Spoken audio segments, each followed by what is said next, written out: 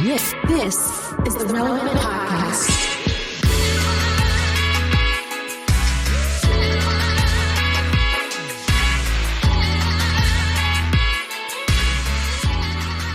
It's episode 1168, and it's the Relevant Podcast here in Orlando. I'm your host, Cameron Strang, and joining me from Loverland, Virginia is Jesse Carey. Hello, hello. From Nashville, it's our managing editor, downtown Emily Brown. Hey, y'all. And that's the crew for today. Okay, Jesse, before we get rolling, I'm going to break the fourth wall. We're going to go a little behind the scenes. Mm-hmm. The last two episodes, the listeners know this. Yeah. You were quiet. Like, you would be loud and then you would like get off your mic because I think you were using it almost like a comedic device. Yeah, I was bobbing and weaving. The problem is... That's what I'm saying. So if you could stay up on your mic, the listeners would appreciate it. A couple things. Last week I had a very large coffee beforehand, so it's kind of, I was bobbing and weaving, kind of moving a little. But I think the solution... is a mega church pastor like Britney Spears mic, where the face I wear wart. it. Yeah, yes. The flesh-colored. Yeah, we cannot call it a face wart. It is. It's the big flesh-colored bump on their cheek. I know, and now I'm gonna think that every time I see it. Well, as you should, because here's the thing: during COVID, the pandemic, during quarantine, Dana and I would find ourselves a lot of mornings, Sunday mornings, like watching like Life Church sermons instead when we weren't going, or somebody was sick or whatever. We were all quarantined. And I got no beef with Craig Groeschel, but I do have a beef with that flesh-colored microphone. It's very disorienting. He has a like 45-foot LED screen behind him. Okay. Mm-hmm. The man can get a lav mic. You just tape it on. Like, that technology's been around for quite some time. It's almost like the flesh colored mic thing is, I would say it's a flex, but I don't even know how much they are. Like, I don't know if they're that expensive. Here's my thing. Either you go with the lav mic, which again, this is standard audio technology. It's you put it in a little backpack in your, in your back pocket and you tape it. They have little tape that goes right on your skin, right? Or here's what I think is even better is old school, like an Olympic broadcaster, like the big headphones with like like a Monday Night Football, like you're in the booth, you're in the booth with it, with like it's got the wire down with a big golf ball right in front of you. So that there's no mistake. The helicopter pilot. Exactly. The earmuffs with the big, yeah. Like I said, they still wear them on Monday Night Football. Like, again, it's a loud stadium, I guess. I don't know why they wear them. That's right. So the mic is right up on their mouth, and they can isolate. NBA Finals. I got the big golf ball right there. You don't see Al Michaels. You don't see someone at the bottom of the giant slalom. Either they have the handheld, like a normal person, and they're just talking into a mic. Or they got the big ear.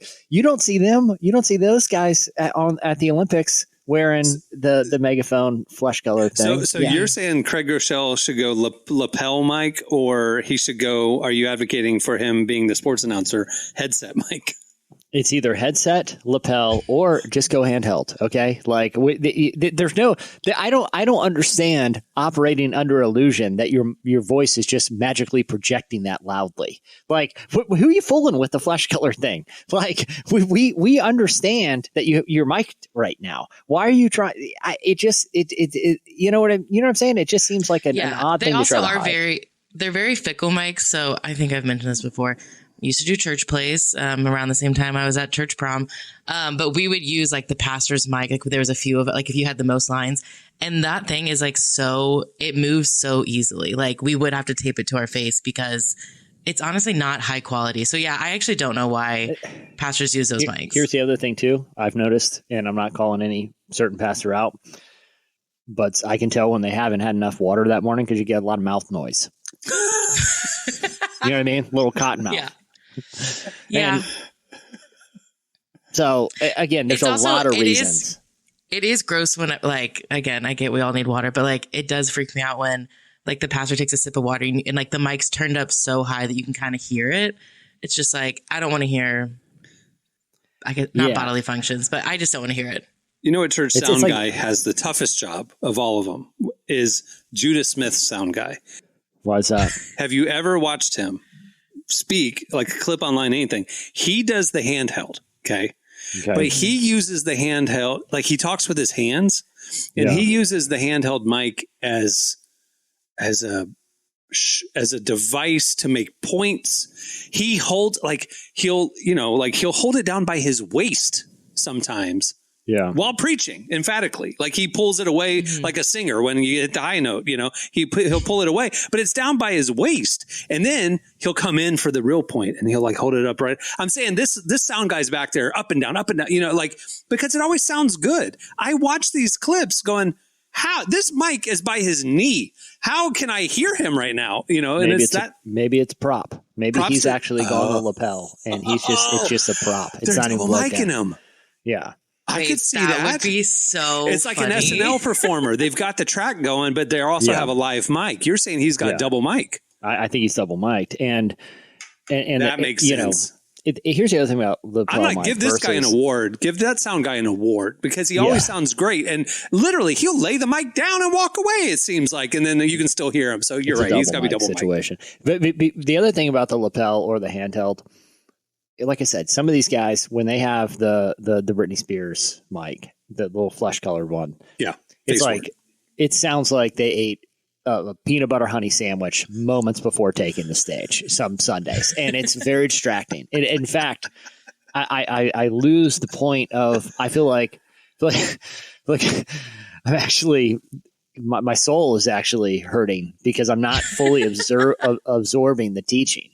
Because I'm so distracted by the mouth noise. So you have dry mouth and had a peanut butter and honey sandwich right before service. Wow. It's very, very distracting. And I just feel like for the sake of the ministry, these guys should reconsider their audio. That's all. That's for any seminarians listening. He's got a 40-foot LED screen behind him. That is a massive face wart we're all seeing. They got. My whole point with that is they got the budget. Okay, like we can make the upgrade here. You're not trying to hide the production value. Okay. All right. We have a great show in store for you today. Coming up later, we talked to Maverick City Music co-founder Jonathan J. Now, you may not know Jonathan J. He's the guy behind Tribal Records, making Maverick City Music happen. Why are we talking to him and not the singers? We're talking to Jonathan J. because we have questions. What's going on with Maverick City Music? What's the future of Maverick City Music? If you are a fan, you've probably noticed, obviously they hit the peak of success very quickly over the last couple of years, Grammys and sold out arenas and all that kind of stuff. And it's taken a toll. Like a couple of the core members aren't there anymore. And then in the last 6 months, we kind of haven't seen Chandler Moore at all. And Naomi kind of comes and goes. And we're just curious what's going on because now all of a sudden there's new faces and they're releasing remix albums. And we just had questions versus speculating on the internet. We just had to go to the source. So Jonathan J. joins us to tell us about the new season of Maverick City, what they're doing right now and what's coming down the road. You don't want to miss that conversation if you are a fan at all. It's very illuminating. Emily, you had that conversation yesterday. I mean, yeah, I did. Yeah, I went in and I think at the beginning I said, I was like, thanks for meeting with me. I have a lot of questions, because it was just like, I think we all are like, we want this to be something great, but it's like, I don't even know what's happening right now. And so, he was very honest, and it was I walked out of it and I was like, okay, I know what's happening now. Now we know because obviously Dante left under inauspicious, just all of a sudden there's a post, he's no longer part of us. And we're like, Brandon Lake, we thought was a core member, but then we kind of find out, no, he's actually more of a solo artist. And he was just kind of like hanging out for a year, like now he's gone. And it's like, and then all of a sudden Chandler goes away and we're like, is there going to be anybody left that we recognize? Well, guess what? If you listen to the interview coming up, you will have an answer to that question. So did he get into audio microphone preferences among members? Did that play into any of this? Do we know? I want to get one of those old late night mics that where you slap it on the desk. You know what I'm talking about? Oh, Letterman, his pencils and stuff he would use for comedic device. And sometimes at a dull point in an interview, you acted like it's an electric razor just going, you know what I mean? Like it was... It could be a prop if you really needed it to. I just feel like there's a lot. I don't think I know what y'all are talking about. This feels before my time. late night talk shows were before your time. They still exist. Well, these microphones you're talking about. Letterman had like an old timey radio mic sitting on the desk, and it was a visual cue. This is the mic. It wasn't the mic, but gotcha. Letterman would kind of use it as a prop sometimes. I think we need to go all Bob Barker, the really long, skinny with the little fuzzy tip at the ping top. Pong ball. Ping pong ball at the top. It's about 16 inches long, very skinny. It's like a lollipop, like a long lollipop. Or how about this? How about that? You go to a church, you visit a church, and the pastor comes out with the Bob Barker mic. I don't know why. That'd be and so it's weird. on a cord too. I think he's going to go do crowd work. Too. like it's only that long because they're doing crowd work, and he's using it for the guest. You know. What about this? Nervous. Why don't you just get a boom operator? He's got the overhead. He's got the mic over his head. He's kind of waving, following you around about, like on a movie set. Yeah, exactly. I mean, there's just a lot of options that are less distracting. I feel in the face for it. I feel like the boom mic might be a little bit more distracting. If you've ever been on a set, you forget they're there. You forget if they're good and they're doing their job, you forget they're even there. It's like The Office. We didn't even know that guy was a character playing a major role until that one episode, the creep ball. Remember the boom operator? You started hitting on Pam. Yeah. But the thing is, we didn't even know he was there. That's how good he was. He wasn't. Okay. I didn't see characters acknowledge him either. Okay. That's what I'm saying. They fade right in if they're done right. It's better than the Britney Spears mic. I am advocating for Bob Barker's. All right. Stay tuned. Up next, it's Relevant Buzz.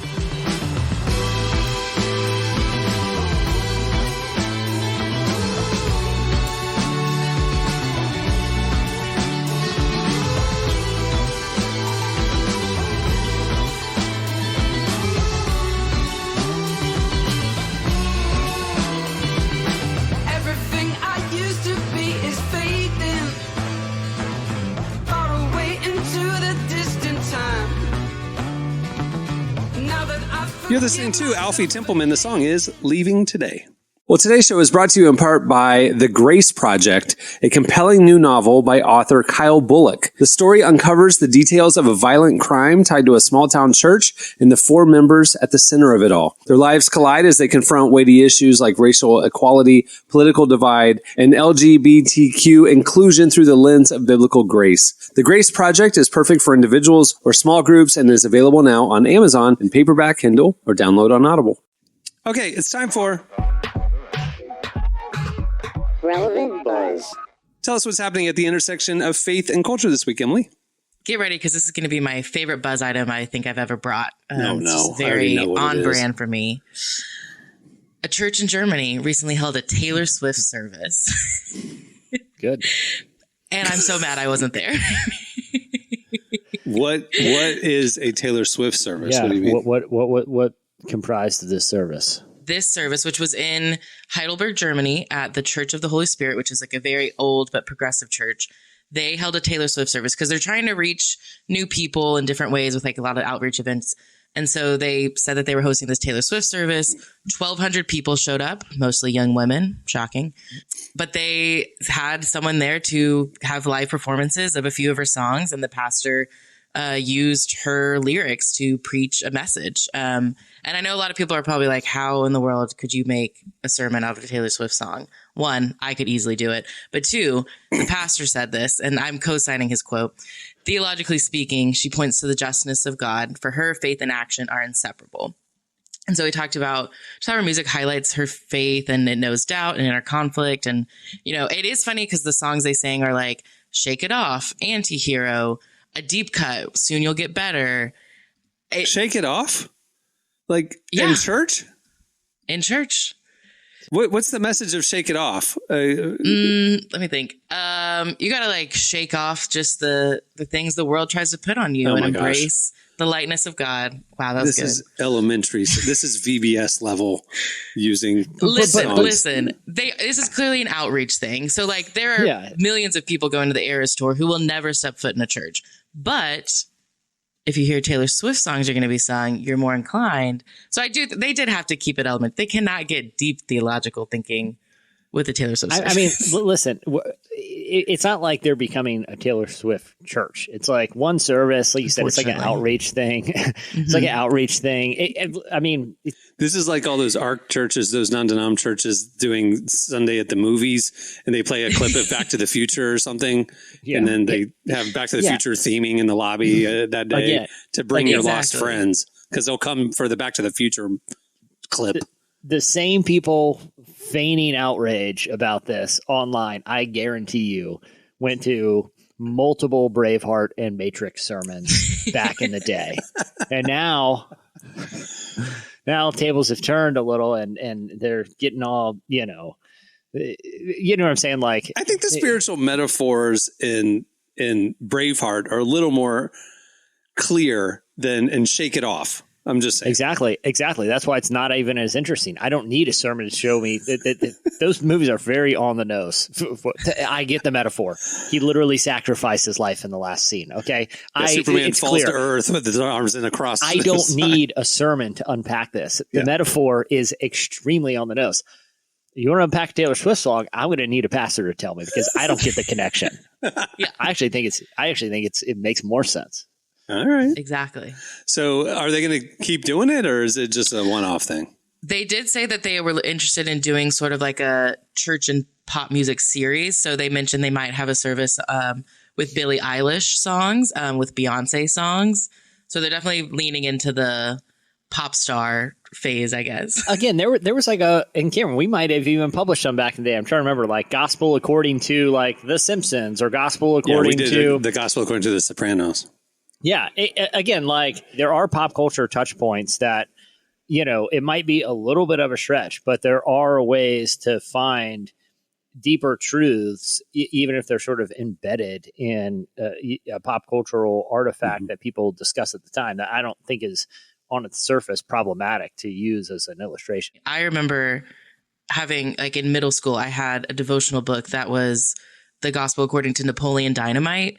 And like, honestly, it was really good and solid. And like, it changed the way that I like watched the movie, because I like, having kind of gone through this thing now, like I would see those scenes differently. So I kind of like that. It's like taking Taylor Swift songs, which are super mega popular. And now when you hear Shake It Off, like maybe you'll think about Jesus a little bit. I'm going to raise my hands in worship, obviously. I'm very pro this, to no one's surprise. So I hope we see more of this. And I want to be invited to the next service.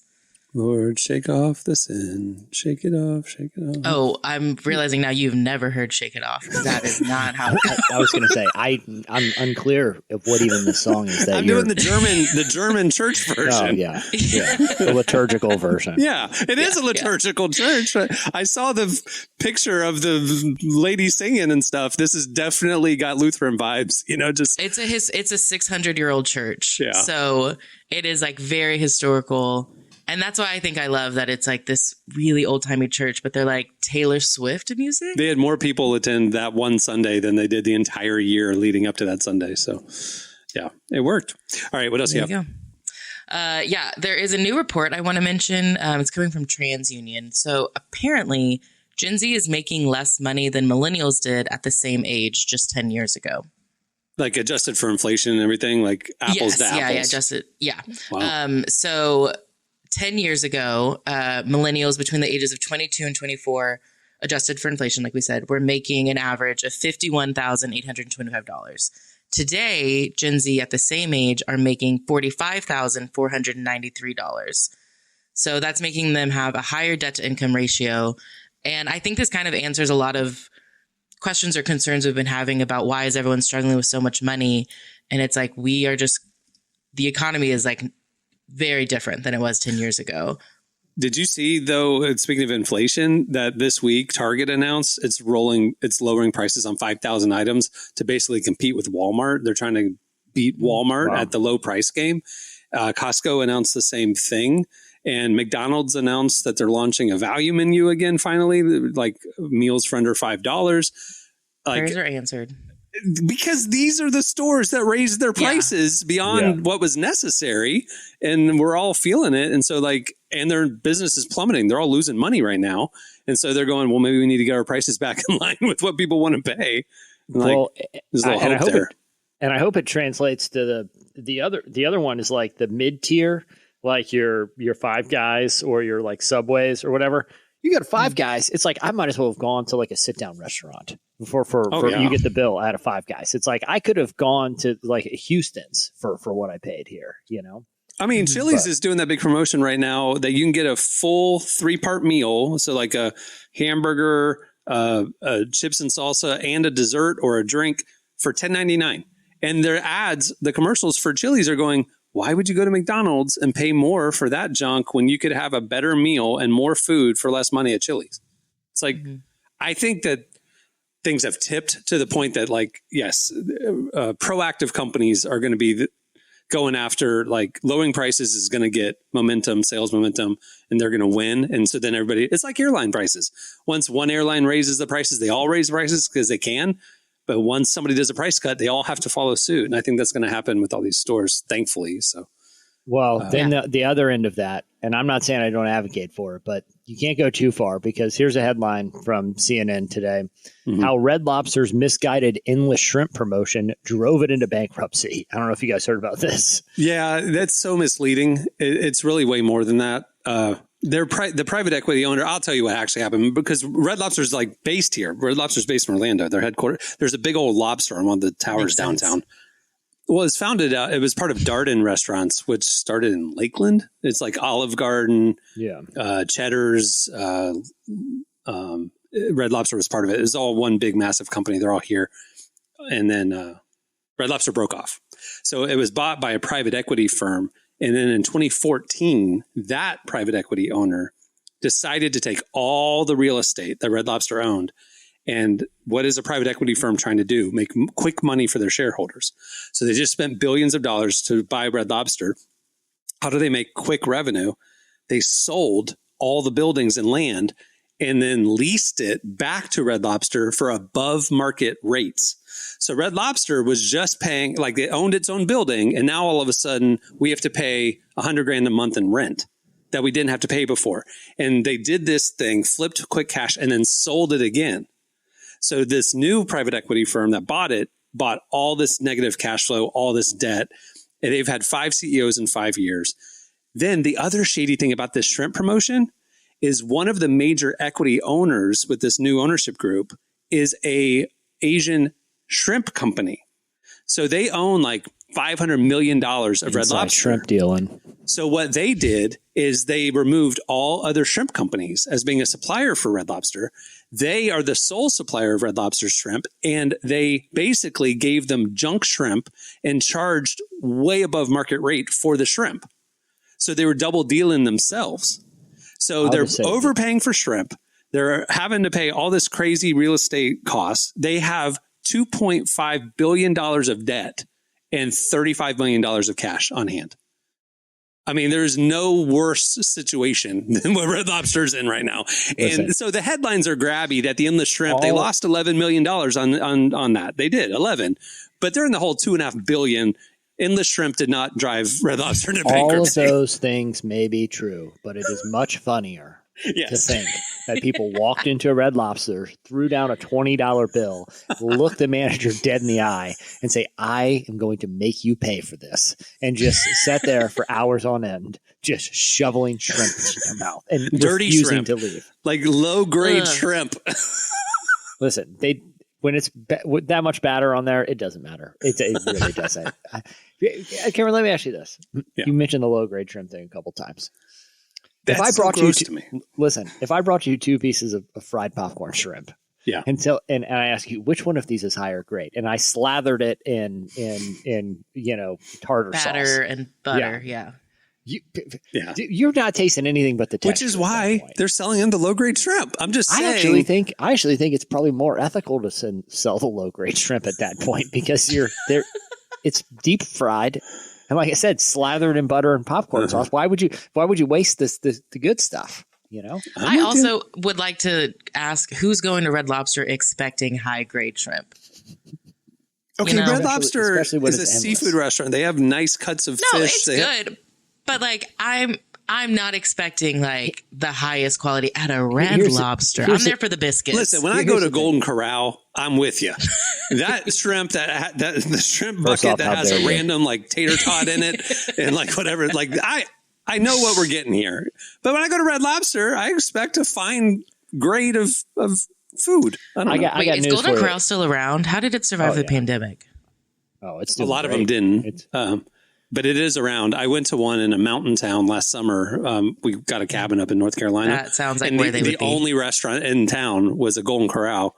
They were very proud of the fact that they were the main show in town. Before the vaccine came out, that was the best place to get immunity, was just to eat there, because it's that buffet. That buffet had COVID long before Wuhan. Like, they've had all manner of viruses. I mean, they say a wet market gave it to us. Dude, Golden Corrals are a wet market. I mean, everything's greasy. Everything. Look, but to your point about Red Lobster and the quality of seafood, I got news for you. If you're going to a seafood restaurant 1,500 miles inland in a mall parking lot, it ain't that fresh. I don't care what the sign says.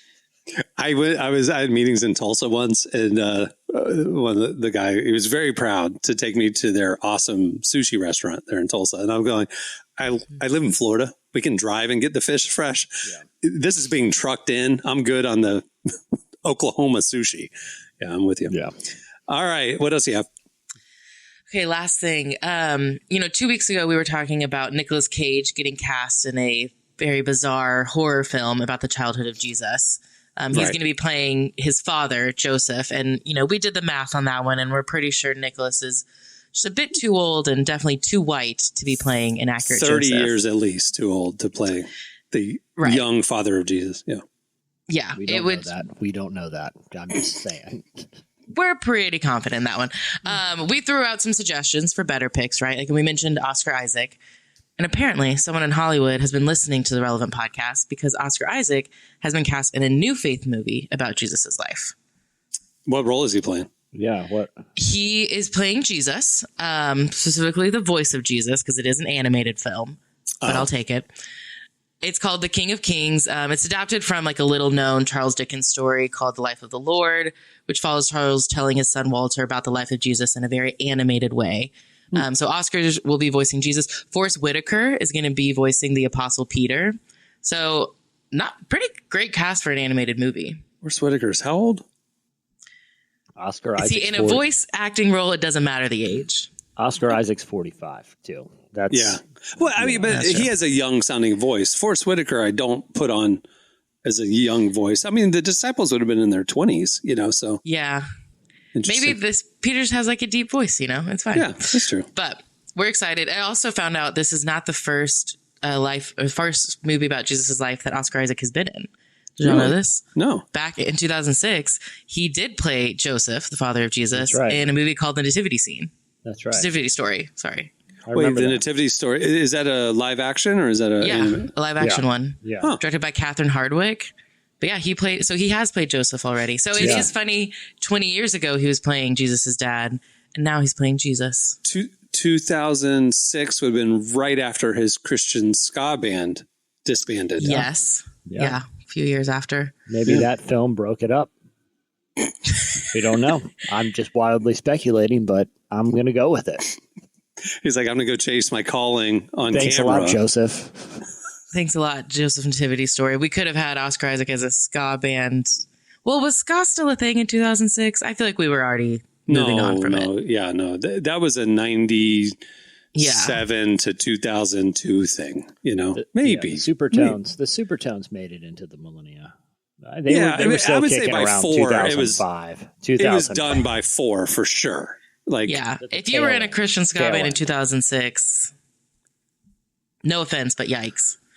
I went to a lot of Christian alternative music festivals from 98 to 2004, and I don't like ska, and that's all there was. It's like that was a thing. It was like 20 people on stage doing that scat and skank dance thing with their horns and their What? I can't believe you didn't love that. Yeah. That sounds right up your alley. Yeah. It was never in my alley. All right, Oscar Isaac going to be in a no beef with it personally. I want to be on the record with that. I didn't mind what came after Christian ska. I mean, that era of like early 2000s Christian emo and stuff was great. But Yeah. Oh, the music where it was like, you're not sure if they're Christian, but they are Christian. yeah, Anne Boleyn, Pedro You the kind of Lion. needed maybe like a pastor to go through the lyrics on a church service. Interesting. I never attended a Pedro the Lion service at church. But would you have No. if it was offered? Oh, well, I would have been front row. I was just taking notes on the Braveheart stuff, to be honest with you. Yeah, I was wrapped up in the Matrix at that point. Yeah. So you're saying when he sacrifices his life for Scotland at the end, I'm getting it now. This is all making sense. Thanks for putting the pieces together, Pastor. The Matrix. Okay. It's like the Matrix is like the spirit realm, which is the real reality, and we're living in the natural realm, which is like the simulation. I get it. Okay. Oh, Neo, the chosen one. Oh. Wait. Oh. Oh my goodness. This changes everything. That'll do. That'll do it for. That's the end clip right there. That'll do it for Relevant Buzz. Stay tuned. Up next, Jonathan J. from Maverick City Music joins us.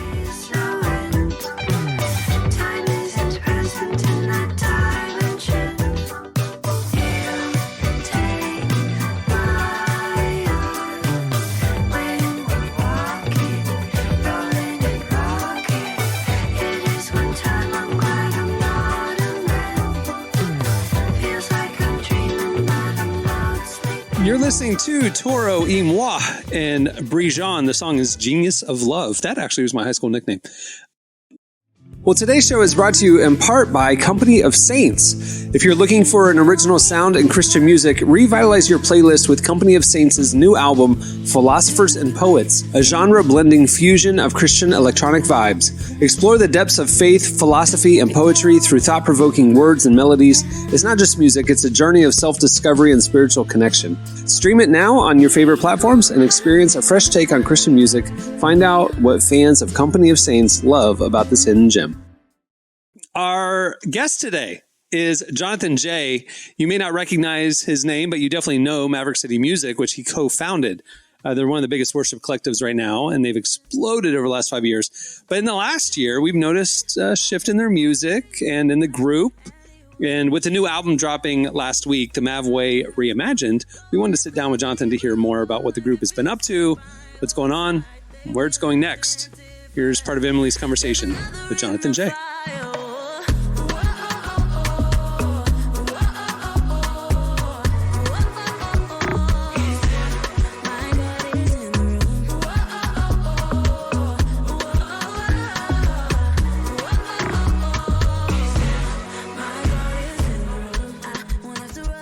Well, it's been really interesting following along with Mav City's journey, especially over the last year. I just feel like so much has changed recently. So walk me through the last few months. What's been going on with Maverick City? Yeah, this last year, you know what? Here's a really cool thing about anything that is successful and does grow. I think there's always just this natural sort of progression where people maybe that start, along the journey, sort of the focus and the vision for what they personally need to do or what they need to be a part of changes. And so we're open to that. I think for us, it was always a collective that, like I said, it was a safe place for artists.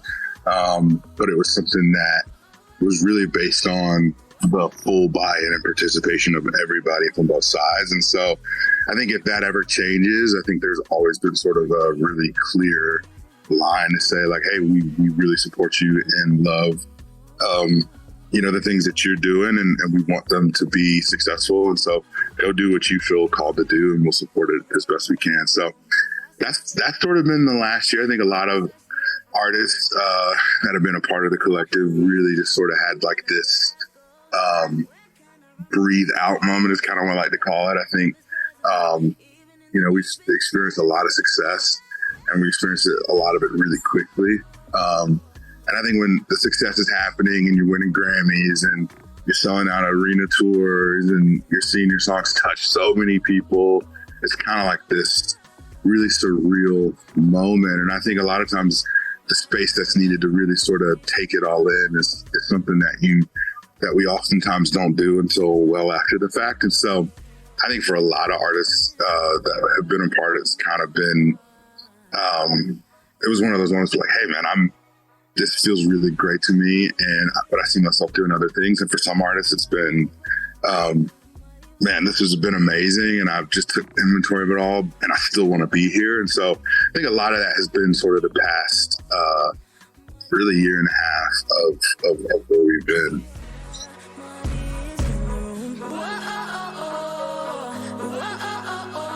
Do you think that, the question on everyone's mind is who's a part of Maverick City right now? What's the group dynamic like these days? Yeah, that's great. I think if you would have asked me that probably a year ago, I would have a different answer than I maybe have today. I think, as far as we're concerned, Chandler and Naomi are a part of the group, and we consider them to be principal artists, meaning the artists that were there from the beginning. They kind of know the heart and the DNA and the ethos of what we've been doing, and are sort of committed to carry that, as best they see fit, for the near future. And so I think for us, what we've been sort of looking at externally is like, what's next? What does the collective need to look like in addition to those two? I think we've sort of been playing with that idea, internally. But what I really love about the last little bit of time for us is like we really sort of had a chance to sort of digest personally, like just as a leadership team, but also just like, man, like this has been a really beautiful thing. And there have been people that have come, and there have been people that have gone. There have been people that have stayed, and there are people that are coming into. And so we're really excited about this next season. I think there's some new faces that I think you'll start to see more of. We've got a new lineup of artists that we're really excited about to roll out. That'll be a part of this tour. A new album that we're recording at the end of July will come out. We'll just drop a bunch of singles over the second half of the year. There's tons of new singles, tons of new talent, tons of new voices, songs, all that stuff. So yeah, it's kind of an interesting and a fun time for us collectively. And I think for a lot of people who are looking, I think a lot of it will be much of the same, but I think there will be new faces, right? You'll still have a Chandler and a Naomi, right? That'll be a part, but I think there'll be really, there'll be some new faces to be excited about that I think people will really, really resonate and connect with. So.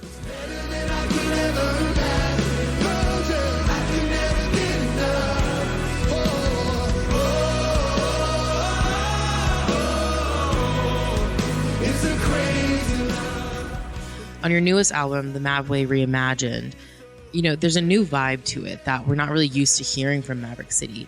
Is that something we can expect more of? Yeah, I mean, I'll say this. The features that were on this new Mav Way Reimagined, the majority of them are going to be on the new tour. They're going to be on the new album. So our fans and the people that are following us will be able to really connect with them in a deeper way than just like a one-off.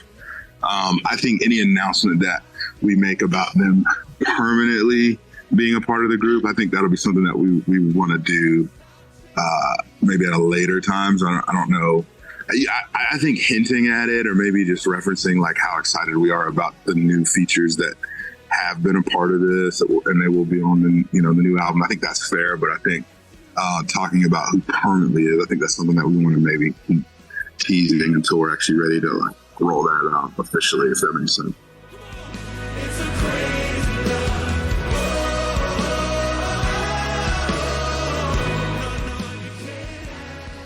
With all these changes, especially within the last year, how are fans feeling about this? Have you guys gotten any backlash? Yeah, and this is a really great question. I think for us, one of the things that we have always really felt like is the thing that made Maverick so special wasn't something that we sort of hoarded, and it wasn't something that was just happening with us.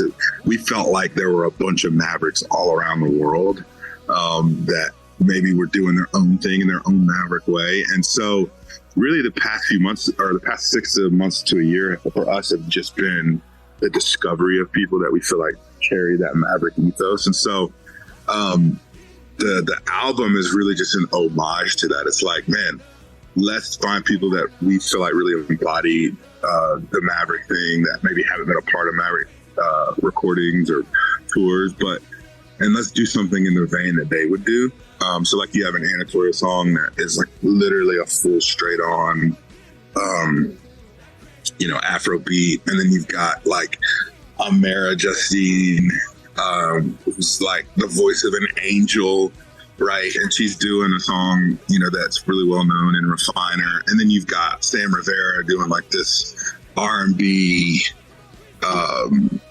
sort of like neo R&B pop thing, over a really well popularized Christian church song called Rest on Us. So I think for us, it was more of an homage to, man, we just want to really sort of give space and way to the new, or to the people that we feel like are Mavericks in their own right, and wanted to do something that was really consistent with the way that they have maybe released music. And so it's an homage to that, but it's also just a celebration of what we really think is great music. I think, yes, there will be more sort of creative interpretations of songs or new songs, but I also think there will be a doubling down of what made us Maverick in the first place, which is just those worship songs and those worship times and moments that I think are really intimate. So that's what that recording in July, at the end of July, will be. It's a brand new live worship album, and we're really excited about it.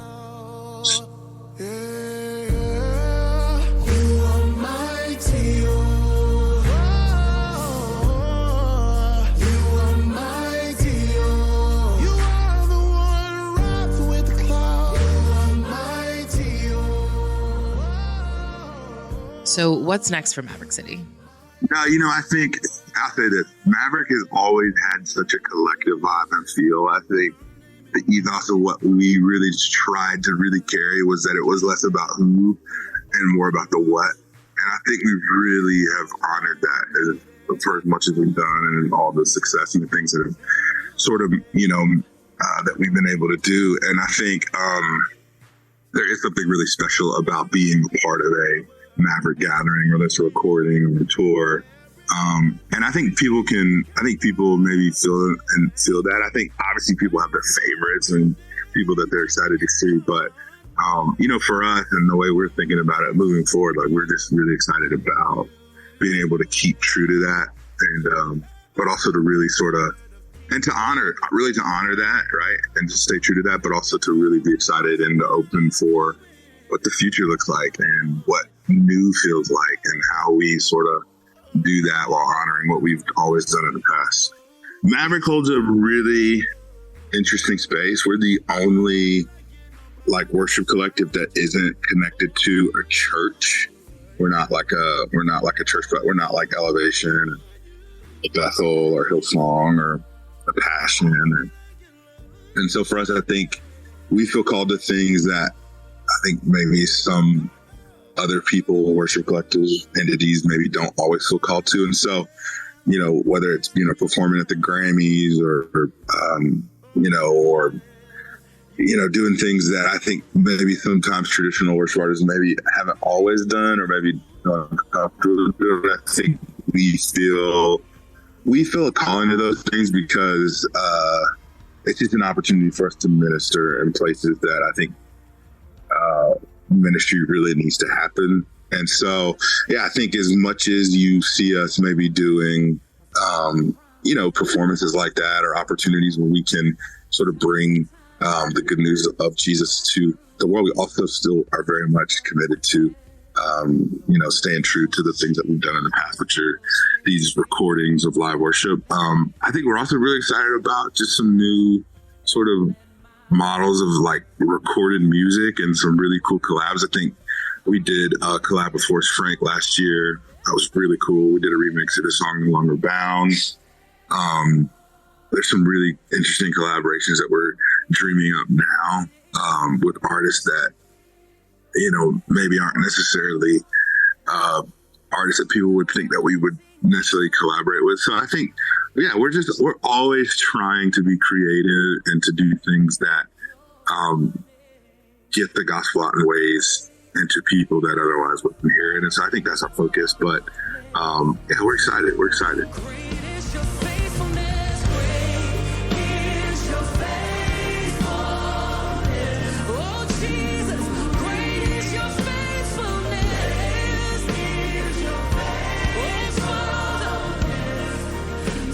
That was Jonathan J. Make sure to check out the new Maverick City music album, The Mav Way Reimagined. It is out now. And for more of this conversation, check out relevantmagazine.com. All right, stay tuned. Up next, it's your feedback. You don't need a guy to fill the hole inside. All you need is a purpose and a reason to wake up in the morning. Life is boring when you live it for pay. Do what you love, not what they wanted, because they just want to say that they're the reason. Please ignore them, because you know that they're fake. So lift your face, embrace the faith. Remember, first things first, Jesus loves you. No matter what you've been through, he's not through. Just give him everything and you'll be better off. But if you still got a broken heart, take a second for once and undo your me, I'm mine, cause it's not about you. Life's tough, but the pain's what saves them. You're listening to Tyler Hates Life. The song is Jesus Loves You. Well, today's show is brought to you in part by World Vision. We all subscribe to a lot of services that make our lives easier and more entertaining.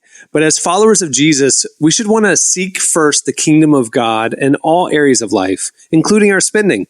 That's why I'm so excited about a new kind of subscription through World Vision.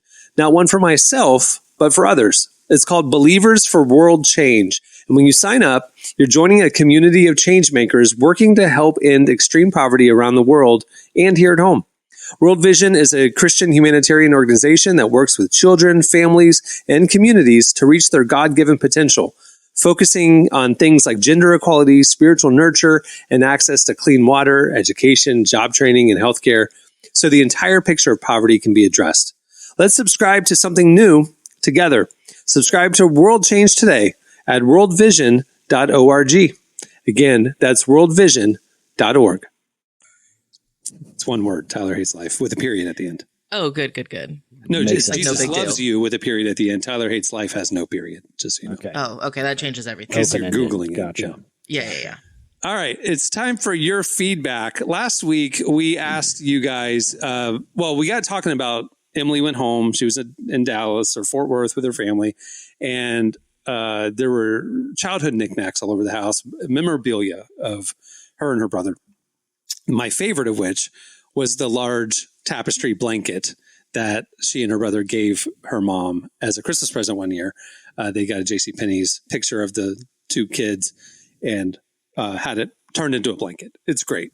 If you follow the Relevant Podcast Twitter account, we asked you about when we asked you this question of the week, I replied with this picture of the blanket of Emily. So if you go follow us, you'll see it. It's pretty great. People thought I was the one in the blanket, by the way. Some people were like, Cameron, you look a little High School Musical. I was like, I was 33 years old in 2009. That is not me. That is You're Emily's remarkably brother. young. No, my Yeah, brother you looked like love Zac Efron intentionally. He tried to look like Zac Efron. It was not a blanket of me and Emily in 2009, just to be clear. No. Yeah. To be clear. But I did get called out because people said I didn't look emo enough because we talked about it. One, this was on my phasing out of my emo self. But I also think I intentionally looked less emo because I knew this was going to be... Yeah, it was Portrait Day. This was going to be forever. And I think I did my bangs not as swoopy. Still swoopy, but not as swoopy. My favorite is the wedding photos that don't age well. Like, yeah. Like I have a specific friend in mind that just celebrated his 15-year anniversary, and they shared their wedding photos, and they were both very emo, and it was great. Like they had the swoopy hair, the spikes, and the whatever, and it's just like, did you not think about that? And they're in tuxes, and they look normal, other than the 2009 hair. Let me guess. They were wearing tuxes, and all the groomsmen were wearing like black Chuck Taylors. Chucks, absolutely, they absolutely were. Yeah. Yes. Yeah. I don't even know who you're referring to. I just attended a lot of weddings in that era and ran around with a lot of grown-up emo kids. I honestly think that's going to be because right now I feel like it's a huge thing if you're like a sneakerhead, especially to wear like, I don't know, like Air Jordans or whatever, like during the reception. Mm-hmm. And in my mind, it's like, yeah, sure, it looks cool now, I guess. I don't think it's going to age well. I think people are going to be like, why do you have those on? Dress like an adult for one day. For one day, you can handle it and wear dress shoes. Okay, should we get to the question? Yeah. So we, based on the blanket, we asked you, what's the most embarrassing item your parents have of you in their home. You hit us up on X at Relevant Podcast, and here's some of our favorites. Kyle said, my mom still has my baby teeth in a box that sits on her dresser. Nope. Not super weird, but grosses me out. I got bad news for you, Kyle. Your mom's been casting spells on you for your entire life, and that's what those are being used for. That's why she kept him. Abby said, my mother gave me a Mary Lou Retton bowl cut in 1983 when I was 5. I looked like a little boy. My mother had the photo of me with that haircut turned into a massive watercolor canvas for above her fireplace. People would walk in and ask who the little boy was to our family repeatedly. That's tough. I mean, that's tough, but again, she was a national hero. Okay. Was she the one who sprained her ankle was that Mary Lou Retton? Yeah, I think that was her. I don't know. I wasn't around then. I don't know. No, the sprain the ankle was the 96 Olympics where she got the gold medal. Yeah. No, Mary Lou Retton was 84. Yeah. That was a bad cut. You know who I'm thinking about, right, Cameron? Yeah. Yeah, I was there. You were at the event? I was literally in the building in 96 when the women's gymnastics team won the gold medal, and she did the the balance beam and did the big Carrie flip. Carrie Strug, national hero. That is who it was. Yeah, I was there. Yeah. I was in the upper deck at the Georgia Dome. It was Great American. Memorable. Did she have a good haircut that people should replicate? Not like Mary Lou Retton. It wasn't iconic. But it wasn't, I don't know if it was that night, but 96, like I was alone in Atlanta, and I would like scalp like tickets. I saw the Dream Team, saw the Olympic. Yeah, it's a great Olympic year. Centennial Park, there's like a gathering place right there by all the venues downtown Atlanta. And there was a big like sound tower kind of like projecting at a stage, and I was just hanging out, milling around. Again, I'm by myself. And I'm leaning on the tower, the metal poles, and I'm just chilling, people watching, it's like 9:00 at night. And there was a lot of people just milling around, and like thousands of people around and stuff. Great people watching. So it was also, I think it was the night that at like 1 a.m. they announced that Shaq was leaving the Magic and he signed with the Lakers. It was like that same, it was a very tumultuous week anyway. Yeah, eventful. So I'm driving back. I leave downtown. I'm driving back to where I was staying. And on the interstate, it felt like thousands of emergency vehicles flying the other way with their sirens and lights on, like heading back toward downtown. I'm like, what in the world? And when I got to where I was staying, I turned on the news, and that's where the bomb went off, was the sound tower exactly where I was standing. And it went off 8 minutes after I went to my car. Man. You were the target. Yeah, that's what it was. Yeah. But isn't that crazy? Like I was literally leaning on the tower where the bomb went off, and it like collapsed the tower. It's like a crazy, like near miss death experience. Yeah. So I remember the balance beam, foot win, the Dream Team, and almost exploding. That's my memories of the summer of 96. Yeah, it's an eventful Olympics. Crazy summer. Anyway, all right. Is there more? There's more. Are there any others worth reading? Devin said he was a pretty good track runner in high school and won lots of awards at meets. I had them all displayed on my shelves growing up. After I moved out to college, I thought I left it all there for my mom to do what she wanted with it. Thought she'd box it up, but she's left everything exactly where it is. So now it looks like a shrine to me, as if I'm dead. I think that's pretty common. The parents like not changing the youth room. Oh, my mom boxed my stuff up. Like as I was like figuring out what I wanted to bring with me and what I wanted to see at college, she was like putting everything that I didn't want to take into a box already. She kept it all, but she was like, I'm going to do something else with this room. But the thing is, like, if I didn't get the shrine, but there weren't a lot of like trophies and medals involved, then it's definitely candles and pictures, and that's when it gets very shrine-like. That's when things, that's when it gets a little shiny. At least with the medals, you assume they were some sort of athlete, but. My parents scrubbed my room days after I left, for sure. And it just felt like a generic guest room when I would come home from college. Yeah. And then like a year later, they moved.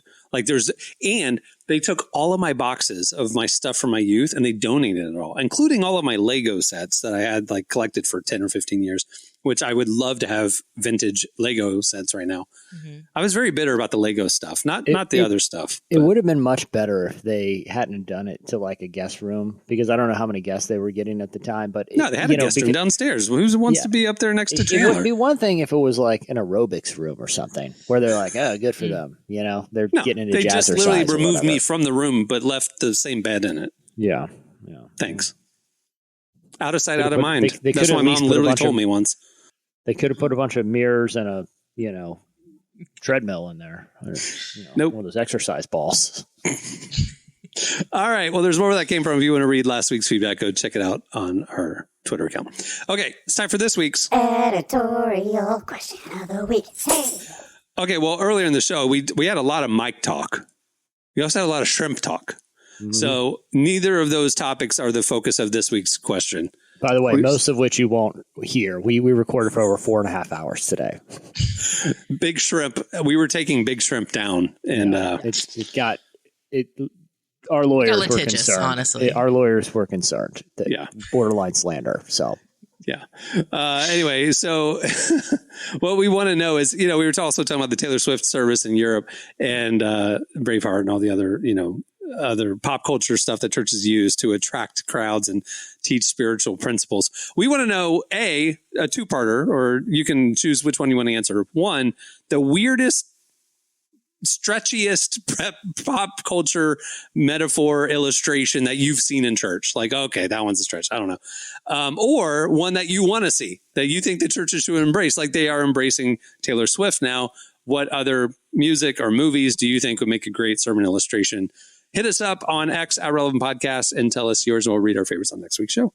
Unless you go to like Mike Todd's church, where there's just too many anecdotes for us to absorb here. Yeah, we don't want any actual Mike Todd sermon illustrations. We're trying to go. Yeah. I'm not, no beef. I'm just saying. That's a game for a future one. Is this a made up, ridiculous sermon illustration, or is this an actual Mike Todd sermon illustration? No beef with it. Listen. Did AI come up with this, or did Mike Todd come up with this? Listen, the guy knows how to go viral, okay? Who am I to judge? I'm just making a joke. Good. Tim Ross said Jesus was the best stripper ever, and he's viral. Okay. It's on X at Relevant Podcast. I went one time to this men's conference that had a contortionist, and did he swallow a sword, or was it just contortion? It was great. Yeah, he swallowed a sword. Everyone loved it, and it created no controversy. I didn't go that year. I went the year before and rode the monster truck into the arena. It was great. Yeah. Nice. Led a lot of people to the Lord with that truck. Yeah, a lot of fruit. Before we wrap things up, many thanks to Jonathan J for joining us. Make sure to check out Mav City's new album, the Mav Way Reimagined. It just came out last week, and make sure to keep an eye on all the stuff that they have in the pipeline coming up. All right. Well, on that note, we'll wrap things up. I'm Cameron Strang. I'm Jesse Kearing. I'm Emily Brown.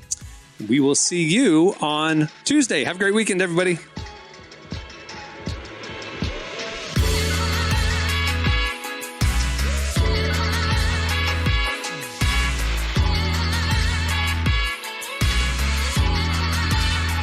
Thanks for listening to the Relevant Podcast. Check out our features, interviews, and news updates every day at relevantmagazine.com. And make sure to follow Relevant on Facebook, Twitter, and Instagram for the latest. For more great podcasts, browse the shows on the Relevant Podcast Network, which you can find at our site. And while you're there, don't miss the all-new era of Relevant Magazine. A new issue releases every other month at relevantmagazine.com.